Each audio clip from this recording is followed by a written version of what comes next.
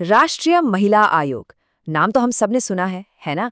पर कभी सोचा है कि ये जो इतनी पावरफुल बॉडी है, ये अंदर से काम कैसे करती है? कौन है वो लोग जो इसे चलाते हैं और कैसे? आज हम इसी की परतें खोलने जा रहे हैं। चलिए शुरू करते हैं। अच्छा, एक सवाल है। मान लीजिए भारत में किसी महिला के अधिकारों को कोई चैलेंज करता है, तो ऑफिशियली वो किसके पास जाएगी? कौन है वो एक इंस्टीट्यूशन जो महिलाओं के लिए एक लीगल शील्ड, एक ढाल की तरह खड़ा है? यही सवाल हमें आज के विषय के केंद्र में ले जाता है। तो इसी सवाल का जवाब है the national commission for women, जिसे हम NCW भी कहते हैं। ये देश में महिलाओं के हक की सबसे बड़ी आवाज है। और देखिए, इसका काम सिर्फ शिकायतें सुनना नहीं है, बल्कि सरकार को ये बताना भी है कि महिलाओं के लिए बेहतर पॉलिसीज कैसे बन सकती हैं। देखिए, ये कोई नॉर्मल गवर्नमेंट डिपार्टमेंट नहीं है। NCW एक स्टैट्यूटरी बॉडी है। अब इसका सीधा सा मतलब ये है कि इसे पार्लियामेंट ने एक खास कानून बनाकर इस्टेब्लिश किया है। और वो कानून था राष्ट्रीय महिला आयोग अधिनियम 1990। तो 1992 में ये आयोग बना और ये काम करता है ministry of women and child development के अंडर। तो सवाल उठता है कि आखिर इस कमीशन की जरूरत पड़ी ही क्यों? देखिए, ये कोई एक रात में लिया गया फैसला नहीं था। इसके पीछे एक लंबी कहानी है। चलिए देखते हैं कि ये सफर शुरू कहाँ से हुआ। तो ये कहानी शुरू होती है 70s में। 1974 में पहली बार एक कमेटी ने कहा कि भाई महिलाओं के लिए एक नेशनल लेवल की बॉडी होनी चाहिए। फिर 1988 आते आते इस मांग ने फिर से जोर पकड़ा। फाइनली 1990 में पार्लियामेंट ने कानून पास किया और 1992 में जाकर भारत को अपना पहला महिला आयोग मिला। मतलब ये दशकों की मेहनत का नतीजा था। तो हिस्ट्री तो हमने देख ली, पर अब आते हैं असली मुद्दे पर। आखिर इस कमीशन को चलाता कौन है? इसका स्ट्रक्चर कैसा है? चलिए इसे जरा करीब से समझते हैं। ये जो आप देख रहे हैं, ये है ऑफिशियल गवर्नमेंट लैंग्वेज। इसमें लिखा है कि कमीशन में एक चेयरपर्सन, एक मेंबर सेक्रेटरी और 5 मेंबर्स होते हैं। सुनने में थोड़ा कॉम्प्लिकेटेड लग रहा है ना? चलिए इसे बिल्कुल आसान भाषा में तोड़कर समझते हैं। तो हिसाब बड़ा सिंपल है।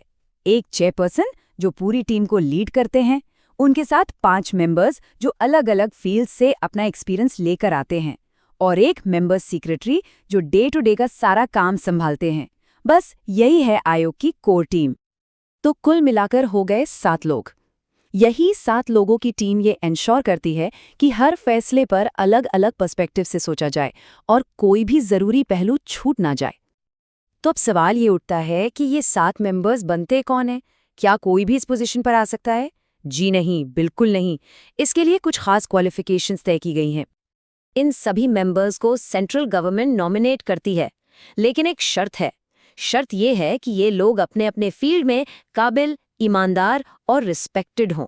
मतलब मकसद सिर्फ पोस्ट भरना नहीं है, बल्कि सही लोगों को सही जगह पर लाना है। और यहाँ एक बहुत ही इंटरेस्टिंग बात है।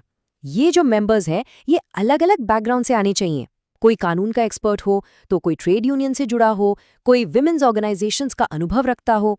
ये डाइवर्सिटी, ये विविधता ही तो इंश्योर करती है कि कमीशन हर मुद्दे को 360 डिग्री एंगल से देखें, चाहे मामला डोमेस्टिक वायलेंस का हो या वर्कप्लेस हरासमेंट का। और देखिए, बात सिर्फ प्रोफेशनल एक्सपीरियंस की नहीं है, सोशल रिप्रेजेंटेशन भी उतना ही इम्पॉर्टेंट है। कानून में ये मैंडेटरी है कि मेंबर्स में शेड्यूल्ड कास्ट्स, शेड्यूल्ड ट्राइब्स और अदर बैकवर्ड क्लासेस से भी रिप्रेजेंटेशन हो, ताकि कमीशन में देश के हर तबके की महिलाओं की आवाज पहुंच सके। चलिए अब कुछ प्रैक्टिकल रूल्स की बात कर लेते हैं। ये मेंबर्स कितने टाइम के लिए अपॉइंट होते हैं, और वो जो एक स्पेशल पोस्ट है मेंबर सेक्रेटरी, उनका क्या रोल है? मेंबर सेक्रेटरी का रोल बहुत ही स्पेशल है। इन्हें सेंट्रल गवर्नमेंट चुनती है और ये अक्सर मैनेजमेंट के एक्सपर्ट होते हैं या किसी बड़े ऑर्गेनाइजेशन के एक्सपीरियंस्ड ऑफिसर। एक तरह से कह सकते हैं कि ये कमीशन के ऑपरेशनल हेड हैं, जो ये देखते हैं कि सब कुछ स्मूथली चलता रहे। और अब इस स्ट्रक्चर की पहेली का आखिरी टुकड़ा, ये मेंबर्स कितने समय तक काम करते हैं, और अगर उन्हें पोस्ट छोड़नी हो तो उसका प्रोसेस क्या है? आइए ये भी देख लेते हैं। तो नियम बिल्कुल सीधे और साफ हैं। हर मेंबर का टेन्योर यानी कार्यकाल 3 साल का होता है, और अगर किसी को रिजाइन करना हो तो उन्हें लिखित में सेंट्रल गवर्नमेंट को अपना रेजिग्नेशन देना होता है। ये पूरा प्रोसेस ट्रांसपेरेंसी और अकाउंटेबिलिटी को बनाए रखता है। कहते हैं ना कि किसी भी इंस्टीट्यूशन की पहचान सिर्फ उसके मिशन से नहीं होती, बल्कि उसके स्ट्रक्चर से भी होती है। राष्ट्रीय महिला आयोग का ये जो ढांचा है, जिसमें डाइवर्सिटी है, एक्सपर्टीज है, इंक्लूसिवनेस है, यही वो फाउंडेशन है जिस पर इसके सारे काम टिके हैं।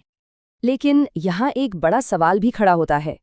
क्या सिर्फ एक मजबूत ढांचा बना देना ही किसी संस्था की सफलता की गारंटी हो सकता है? या असली चैलेंज उस ढांचे को इफेक्टिव तरीके से चलाने में है?